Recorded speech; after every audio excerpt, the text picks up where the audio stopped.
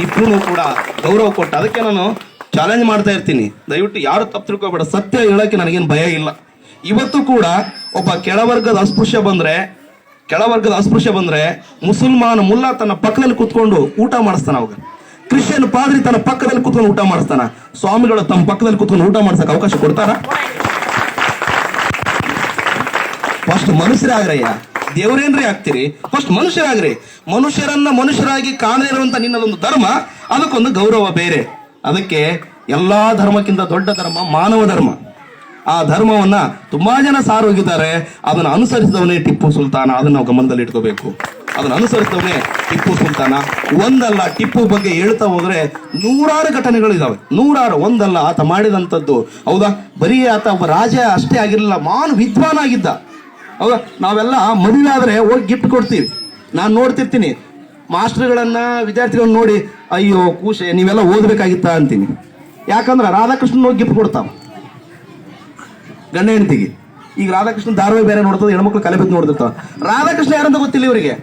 ಅತ್ತೆಕಿ ರಾಧಾ ಕೃಷ್ಣ ಅತ್ತಿನ ಓಡಿಸಿ ಬಂದ್ಬಿಟ್ಟ. ಅಂತ ಫೋಟೋ ನೀವು ಮದುವೆಯಲ್ಲಿ ಗಿಫ್ಟ್ ಕೊಡ್ತೀರಿ ಅಂದ್ರೆ ಏನ್ ಆದರ್ಶ ಹೇಳ್ತೀರಿ ಅವರಿಗೆ? ಹೆಂಡತಿ ಬಿಟ್ಟು ಅತ್ತೆ ಓಡಿಸ್ಕೊಂಡು ಹೋಗ್ಬೇಕಂತ ಅರ್ಥನ? ತಿಳ್ಕೋಬೇಕು ಹಿನ್ನೆಲೆ ಯಾವಾಗ್ಲೂ ಏನು ಕೊಡಬೇಕು ಅಂತ. ಹೈದರ್ ಅಲಿ ಅನಕ್ಷರಸ್ಥ ಮಗ ಮದುವೆ ಆದಾಗ ಟಿಪ್ಪು ಗಿಫ್ಟ್ ಕೊಡ್ತಾನೆ. ಏನ್ ಗಿಫ್ಟ್ ಕೊಡ್ತಾನೆ? ರಾಜ್ಯ ಗಿಫ್ಟ್ ಕೊಡ್ಲಿಲ್ಲ, ಕಿರೀಟ ಗಿಫ್ಟ್ ಕೊಡ್ಲಿಲ್ಲ, ಖಡ್ಗ ಗಿಫ್ಟ್ ಕೊಡ್ಲಿಲ್ಲ, 3000 ಒತ್ತಿಗಳಿರುವಂತ ಗ್ರಂಥಾಲಯವನ್ನು ಗಿಫ್ಟ್ ಕೊಡ್ತಾನೆ. 3000 ಪುಸ್ತಕಗಳಿರುವಂತಹ ಗ್ರಂಥಾಲಯವನ್ನು ಒಬ್ಬ ಅನಕ್ಷರ ಹೈದರ್ ಅಲಿ ಕೊಡ್ತಾನೆ. ಯಾಕಂದ್ರೆ ನಾನು ಓದಿಲ್ಲ ಅನ್ನುವಂತ ಕೊರಗಿತ್ತು. ಅದಕ್ಕೆ ಟಿಪ್ಪುಗೆ ಎಲ್ಲವನ್ನು ಓದಿಸ್ತಾನೆ. ಅರಬ್ಬಿ ಓದಿಸ್ತಾನೆ, ಫ್ರೆಂಚ್ ಓದಿಸ್ತಾನೆ, ಇಂಗ್ಲಿಷ್ ಓದಿಸ್ತಾನೆ, ಕನ್ನಡ ಓದಿಸ್ತಾನೆ, ಎಲ್ಲವನ್ನು ಓದಿಸ್ತಾನೆ. ಜ್ಞಾನದಿಂದ ಮಾತ್ರ ಸಮಾಜವನ್ನು ಆಳಲು ಸಾಧ್ಯ ಅಂತ ಹೇಳ್ತಾನೆ. ಅದಕ್ಕೆ ಹೇಳ್ತಾರೆ ಏನಪ್ಪಾ ಅಂತಂದ್ರೆ, ಜ್ಞಾನನೇ ಇವತ್ತು ಸಮಾಜವನ್ನು ಆಳ್ತಿರೋದು. ಅದಷ್ಟು ವಾದ ಮಾರ್ಕ್ಸ್ ವಾದ ನಾವೆಲ್ಲ ನೋಡ್ತೀವಿ. ಒಂದು ವಾದ ಇಟ್ಕೊಂಡು ರಷ್ಯಾನೇ ಕಟ್ಟಿದ್ರು, ಒಂದು ವಾದ ಇಟ್ಕೊಂಡು ಚೀನಾನೇ ಕಟ್ಟಿದ್ರು, ಆ ವಾದ ಇಟ್ಕೊಂಡು ಕ್ಯೂಬಾನೇ ಕಟ್ಟಿದ್ರು. ಅದಕ್ಕೆ ಅಲ್ಲಿ ಜಾತಿ ಇಲ್ಲ, ಪಂಥ ಇಲ್ಲ. ನಾವು ಏನ್ ಇಟ್ಕೊಂಡು ಕಟ್ತಾ ಇದ್ವಿ? ಮನುಸ್ಮೃತಿ ಇಟ್ಕೊಂಡು ಕಟ್ತಾ ಇದ್ವಿ ದೇಶನ, ಭಗವದ್ಗೀತೆ ಇಟ್ಕೊಂಡು ಕಟ್ತಾ ಇದ್ವಿ. ಅದಕ್ಕೆ ನಾ ಮೇಲು ನೀ ಕೀಳು, ನಾನು ಸಣ್ಣವ ನೀ ದೊಡ್ಡ, ಬಡಿದಾಡಿ ಸಾಯ್ತೀವಿ. ಅದಕ್ಕೆ ಸರ್ ಹೇಳ್ತಿದ್ರು, ಗೋಡೆಗಳನ್ನ ಕಟ್ಟಿದ್ದಾರೆ, ಆ ಗೋಡೆಗಳನ್ನ ಕೆಡಬೇಕು ಅಂತ. ಖಂಡಿತವಾಗಲು ಗೋಡೆಗಳನ್ನ ಕೆಡುವ ಅವಶ್ಯಕತೆ ತುಂಬಾ ಇದೆ ಈ ದೇಶದಲ್ಲಿ. ಅಂತ ಗೋಡೆಗಳು ಇಲ್ಲಾರ್ದಂಗನೆ ದೇಶ ಕಟ್ಟದವನು ಏನಪ್ಪಾ ಅಂತಂದ್ರೆ ಟಿಪ್ಪು ಸುಲ್ತಾನ್ ಅಂತ ನಾವಿಲ್ಲಿ ಗಮನಿಸಬೇಕು. ಗೋಡೆಗಳನ್ನ ಇಲ್ದಂಗೆ ಆತ ಅವತ್ತು ದೇಶವನ್ನ ಕಟ್ಟಿದ.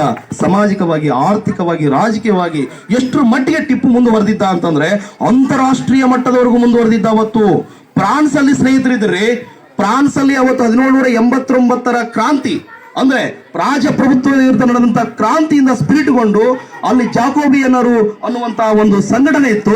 ಅಲ್ಲಿಂದ ಆತ ಫ್ರೀಡಮ್ ಅನ್ನುವಂತಹ ಒಂದು ಸಸ್ಯವನ್ನ ತಂದು ತನ್ನ ರಾಜ್ಯದಲ್ಲಿ ಇಡ್ತಾನೆ. ನನ್ನ ಜನರಿಗೂ ಕೂಡ ಸಂಪೂರ್ಣ ಸ್ವಾತಂತ್ರ್ಯ ಸಿಗಬೇಕು ಅಂತ ಬಯಸ್ತಾನೆ ಒಬ್ಬ ರಾಜ. ಅದಕ್ಕೆ ಡಿಸೈಡ್ ಮಾಡ್ತಾನೆ, ಈ ದೇಶದಲ್ಲಿದ್ದಂತ ಜಮೀನುದಾರಿಕೆ, ಈ ದೇಶದಲ್ಲಿಂದ ಉಳಿಗಮಾನ್ಯ ವ್ಯವಸ್ಥೆಯನ್ನು ಕಿತ್ತು ಹಾಕಬೇಕಂತೇಳಿ 200 ಜನ ಪಾಳೆಗಾರನ ಮಟ್ಟ ಹಾಕ್ತಾರೆ. ಸಾಮಾನ್ಯ ದಲ್ಲರಿ ಅದನ್ನು ಚಿಕ್ಕ ದೇವರಾಜ ಒಡೆಯರ್ ಆರಂಭ ಮಾಡಿದ್ರು. ಹೈದರ್ ಅಲಿ ಮತ್ತು ಟಿಪ್ಪು ಸುಲ್ತಾನ್ ಎಲ್ಲಾ ಪಾಳೆಗಾರಿಕೆ ತೆಗೆದಾಕ್ತಾರೆ.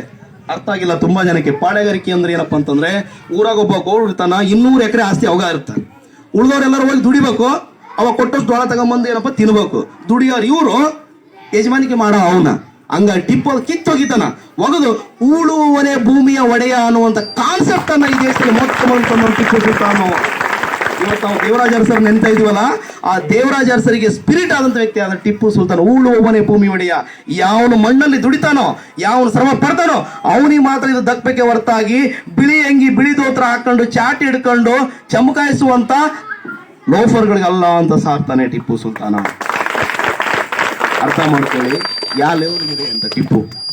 ಫ್ರಾನ್ಸ್ ತಡಿಗೆ ಇನ್ನೊಂದು ಅಪವಾದ ಇದೆ, ಅದಕ್ಕೂ ಉತ್ತರ ಕೊಟ್ಟು ನನ್ನ ಮಾತು ಮುಗಿಸ್ತೀನಿ. ಏನಂದ್ರೆ, ಟಿಪ್ಪು ಅಫ್ಘಾನಿಸ್ತಾನದ ರಾಜರನ್ನ ಕರೆಸಿ ಈ ದೇಶ ನುಂಗಬೇಕಂತೇಳಿ ಪ್ಲಾನ್ ಮಾಡಿದ್ದ.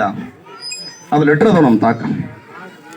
ನೋಡಿ ಹೆಂಗಿದೆ ಇವ್ರ ನೀತಿ ಅಂದ್ರೆ, ವಿರೋಧ ಮಾಡೋದ್ರಲ್ಲೂ ಕೂಡ ಪಕ್ಷಪಾತ ಮಾಡ್ತಾರೆ ಇವರು.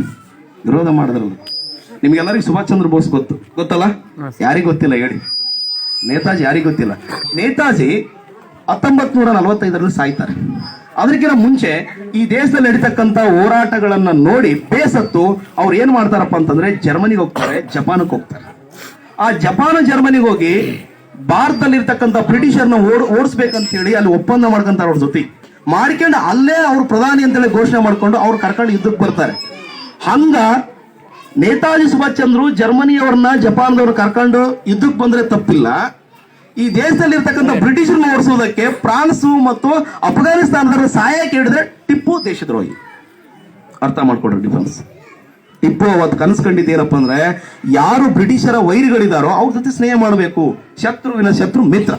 ಹಾಗಾಗಿ ಅವ್ರ ಸಹಾಯವನ್ನ ಪಡ್ಕೊಂಡು ಇವ್ನು ಓಡಿಸ್ಬೇಕು. ಯಾಕೆ ತಂದೆ ಕನಸ್ಕೊಂಡಿದ್ದ ಏನಂದ್ರೆ ಇಡೀ ಭಾರತ ನಮ್ಮ ದೇಶದಲ್ಲಿ ನಮ್ಮದಾಗಬೇಕಂತಂದ್ರೆ, ಈ ದೇಶದ ಜನರದಾಗಬೇಕಂತಂದ್ರೆ ಬ್ರಿಟಿಷರಲ್ಲಿ ಇರಬಾರದು. ಯಾಕಂದ್ರೆ ಬ್ರಿಟಿಷರು ಅಷ್ಟೊಂದು ಕೆಟ್ಟ ಮನಸ್ಥಿತಿ ನಿಮ್ಗೆಲ್ಲ ಗೊತ್ತಿದೆ. ಅದಕ್ಕೆ ನಿಮ್ಗೆ ಹೇಳಿದ್ದು 1799 ಮೇ 4ರಂದು ಟಿಪ್ಪು ಸತ್ತಾಗ ಲಾರ್ಡ್ ವೆಲ್ಲೆಸ್ಲಿ ಹೇಳ್ತಾನಂತೆ, ಇನ್ನು ಮುಂದೆ ಇಂಡಿಯಾ ನಂದ ಅಂತಾನಂತೆ. ಯಾಕ ಮೈಸೂರು ನಂದ ಅನ್ಬೇಕಾಗಿತ್ತಲ್ಲವ? ಯಾಕಂದ್ರೆ ಬ್ರಿಟಿಷರಿಗೆ ಈ ದೇಶದಲ್ಲಿ ಅಡ್ಡಗಾಲಾಗಿದ್ದಂತ ಏಕೈಕ ಬರೀ ಟಿಪ್ಪು ಒಬ್ಬನೇ. ನಿಜಾಮರು, ಮರಾಠರು, ಸಿಂಧ್ಯಾಗಳು, ಗದ್ವಾಲಗಳು ಉಳಿದಂತ ಎಲ್ಲರೂ ಏನಾಗಿದ್ರು ಅಂತಂದ್ರೆ ವೆಲ್ಲೆಸ್ಲಿಯ ಬೂಟ್ ಒರೆಸ್ತಿದ್ರು, ಅವ್ರು ಅಡಿಗಿದ್ರು. ಒಬ್ಬರೇ ಒಬ್ರು ವಿರುದ್ಧ ನಿಂತವ್ರು ಟಿಪ್ಪು. ಹಾಗಾಗಿ ಟಿಪ್ಪು ನಷ್ಟ ಕೊಲ್ಲೋದು ಬೇಕಾಗಿತ್ತು ಅವ್ರಿಗೆ. ಅದಕ್ಕೆ ಟಿಪ್ಪು ಸತ್ತ ತಕ್ಷಣ ಇಂಡಿಯಾ ಇಸ್ ಮೈ ಪಾಕೆಟ್ ಅಂತಾನೆ. ಅಷ್ಟೇ ಅಲ್ಲ, ಇಂಗ್ಲೆಂಡ್ ಅಲ್ಲಿ ದೊರೆ ಒಂದು ಚೆಸ್ ಕೊಡ್ತಾನೆ, ಕೈಯಲ್ಲಿ ವೈನ್ ಹಿಡಿದು. ಏನಂದ್ರೆ ಭಾರತದ ಎಣದ ಮೇಲೆ ಒಂದು ಗುಟುಕು ವೈನ್ಗೆ ಚೆಸ್ ಅಂತ. ನಾನು ಭಾರತದ ಎಣ ಅಂತಾನೆ, ಟಿಪ್ಪುನ ಎಣ ಅನ್ನೋದಿಲ್ಲ. ಅರ್ಥ ಮಾಡ್ಕೊಳ್ತೀನಿ. ಭಾರತದ ಎಣದ ಮೇಲೆ ಒಂದು ಗುಟುಕು ಚೆಸ್ ಅಂತಾನೆ. ಅಂದ್ರೆ ಇನ್ನು ಮುಂದೆ ಭಾರತ ನಮ್ಮದಾದಂತಾನೆ. ಅಷ್ಟೇ ಅಲ್ಲ, ಟಿಪ್ಪು ಅವ್ರಿಗೆ ಎಂತಹ ಸಿಂಹ ಸ್ವಪ್ನ ಅಂತಂದ್ರೆ 1799ರಲ್ಲಿ ಟಿಪ್ಪುನ ಸಾಯಿಸಿದ ಮೇಲೆ 10 ವರ್ಷ ಆ ಗೆದ್ದ ವಿಜಯೋತ್ಸವನ್ನ ಇಂಗ್ಲೆಂಡ್ ಅಲ್ಲಿ ಮಾಡ್ತಾರೆ. ಅಂದ್ರೆ ಅರ್ಥ ಮಾಡ್ಕೊಳ್ಳಿ ಟಿಪ್ಪು ಎಷ್ಟು ಅಡ್ಡ ಆಗಿದ್ದ ಅವರಿಗೆ ಅಂತ. ಒಂದು ದಿವಸ ಅಲ್ಲ, 10 ವರ್ಷ ಕಂಟಿನ್ಯೂಸ್ ಆಗಿ 1799ರಿಂದ 1809ವರೆಗೂ ಕೂಡ ಅವ್ರು ಏನ್ ಮಾಡ್ತಾರಂದ್ರೆ ಆ ವಿಜಯೋತ್ಸವನ ಆಚರಣೆ ಮಾಡ್ತಾರಂತೆ. ಯಾಕಂದ್ರೆ ಅರ್ಥ ಮಾಡ್ಕೊಳ್ಳಿ, ಬ್ರಿಟಿಷರಿಗೆ ಗೊತ್ತಿದೆ ಟಿಪ್ಪುನ ಕೊಂದು ಏನು ಪಡ್ಕೊಂಡಿವಿ ಅಂತ. ನಮಗಿನ್ನೂ ಗೊತ್ತಾಗಿಲ್ಲ ಟಿಪ್ಪುನ ಕಳ್ಕೊಂಡ ಮೇಲೆ ನಾವೇನು ಕಳ್ಕೊಂಡಿವಿ ಅಂತ. ನಮಗಿನ್ನೂ ಗೊತ್ತಾಗ್ಲಿಲ್ಲ. ಅವ್ರು ಬಾಳ್ ಪಡ್ಕೊಂಡ್ರು. ಎಷ್ಟು ಪಡ್ಕೊಂಡ್ರು ಅಂತಂದ್ರೆ ಇಡೀ ದೇಶವನ್ನ ಲೂಟಿ ಮಾಡುವುದಕ್ಕ ಅವ್ರಿಗೆ ಯಾರು ಅಡ್ಡಿರ್ಲಿಲ್ಲ. ಅದೇ ಸಂದರ್ಭದಲ್ಲಿ ಮರಾಠರಿಗೆ 3ನೇ ಮಹಾಯುದ್ಧವನ್ನ ಸೋತಾಗ ಟಿಪ್ಪು 3 ಕೋಟಿ ರೂಪಾಯಿ ಕೊಡ್ತಾನೆ. 3.5 ಕೋಟಿ ರೂಪಾಯಿ ಮಕ್ಕಳನ್ನ ಹಡ ಇಟ್ಟಾಗ ಹರಿಪಂತ್ ಪಡಿಕೆ ಅನ್ನೋನ ಹತ್ರ ಹೋಗ್ತಾನೆ ಮರಾಠರ. ಅಲ್ಲಿ ಹೋಗಿ ಒಂದು ಮಾತು ಹೇಳ್ತಾನೆ, ನಾನು ನಿಮ್ಮ ವೈರಿ ಅಲ್ಲ, ಬ್ರಿಟಿಷ್ ನಿಮ್ಮ ವೈರಿಗಳು, ದಯವಿಟ್ಟು ಈಗಾದ್ರೆ ಅರ್ಥ ಮಾಡ್ಕೊಳ್ಳಿ ಅಂತ. ಅವ್ರು ಅರ್ಥ ಮಾಡ್ಕೊಳ್ಳೋದಿಲ್ಲ ಮರಾಠ. ಅಟ್ಲೀಸ್ಟ್ ಅರ್ಥ ಮಾಡ್ಕೊಂಡು ಟಿಪ್ಪುನ ಪರ ಬರೋದಿರ್ಲಿ, ತಟಸ್ಥವಾಗಿದ್ರೆ ಈ ದೇಶದ ಚಿತ್ರನೇ ಬೇರೆ ಆಗ್ತಿತ್ತು. ನೀವು ನಂಬ್ತಿರೋ ಗೊತ್ತಿಲ್ಲ, ಇವತ್ತು ಸೂಪರ್ ಪವರ್ ಅಮೆರಿಕನ್ ಕರಿತಾ ಇದೆಯಲ್ಲ, ಟಿಪ್ಪು ಅವತ್ತು ಬದುಕಿದ್ರೆ ಈ ಇಂಡಿಯಾ 100 ವರ್ಷ ಆಗಿರ್ತಿತ್ತು ಸೂಪರ್ ಪವರ್ ಆಗಿ. ಅಷ್ಟು ಯೋಜನೆಗಳಿತ್ತು. ಕನ್ನಂಬಾಡಿ ಆಣೆಕಟ್ಟಿಗೆ ಮೊಟ್ಟ ಮೊದಲ ಬಾರಿ ನೀಲನಕ್ಷೆ ಹಾಕಿಕೊಟ್ಟವರು ಟಿಪ್ಪು. ಬೆಂಗಳೂರು ಟು ಮೈಸೂರು ಹೆದ್ದಾರಿಗೆ ನೀಲನಕ್ಷೆ ಹಾಕಿಕೊಟ್ಟವನು ಟಿಪ್ಪು. ಕೈಗಾರೀಕರಣ ಮಾಡಿದ್ದು ಟಿಪ್ಪು. ಲಾಲ್ ಬಾಗ್ ನಿರ್ಮಾಣ ಮಾಡಿದ್ದು ಟಿಪ್ಪು. ದರಿಯಾ ದೌಲತ್ ನಿರ್ಮಾಣ ಮಾಡಿದ್ದು. ಎಷ್ಟು ಹೇಳ್ಬೇಕು ನಿಮಗೆ, ಸಾಯಂಕಾಲವರೆಗೂ ಹೇಳಬಲ್ಲೆ ಟಿಪ್ಪುನ ಬಗ್ಗೆ. ಅಷ್ಟು ಒಂದು ಸಾಧನೆಯನ್ನ ಕೇವಲ ಆತ ಎಷ್ಟಪ್ಪ ಅಂತಂದ್ರೆ ತನ್ನ 17 ವರ್ಷದ ಆಡಳಿತದಲ್ಲಿ ಮಾಡ್ತಾನೆ.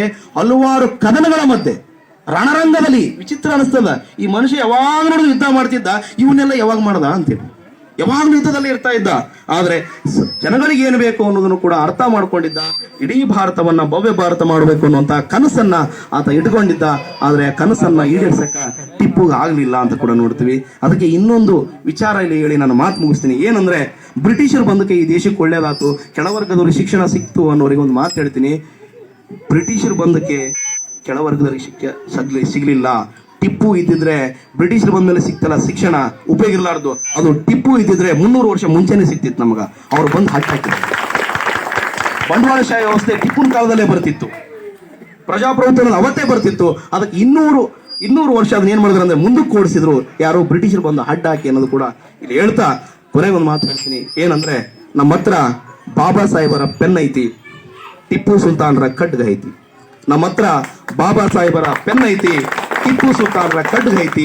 ಸ್ನೇಹ ಪ್ರೀತಿ ಅಂತ ಬಂದ್ರ ಶಾಯರಿ ಬರಿತೀವಿ, ಸ್ನೇಹ ಪ್ರೀತಿ ಅಂತ ಬಂದ್ರ ಪೆನ್ನಲ್ಲಿ ಶಾಯರಿ ಬರಿತೀವಿ. ಯುದ್ಧ ಅಂತ ಬಂದ್ರ ಟಿಪ್ಪು ಸುಲ್ತಾನ್ನ ಖಡ್ಗ ಎತ್ತೀವಿ. ಟಿಪ್ಪು ಸುಲ್ತಾನ್. ಇಷ್ಟೊತ್ತು ನನ್ನ ವಿಚಾರಗಳನ್ನ ಹಂಚ್ಕೊಳ್ಳಕ್ಕೆ ಅವಕಾಶ ಕೊಟ್ಟಂತ ಸಾಲಗುಂದದ ಎಲ್ಲ ಸಮಸ್ತ ಬಾಂಧವರಿಗೆ ಮತ್ತೊಮ್ಮೆ ವಂದನೆಗಳನ್ನ ಸಲ್ಲಿಸ್ತಾ ನನ್ನ ಮಾತು ಮುಗಿಸ್ತೇನೆ. ಜೈ ಟಿಪ್ಪು.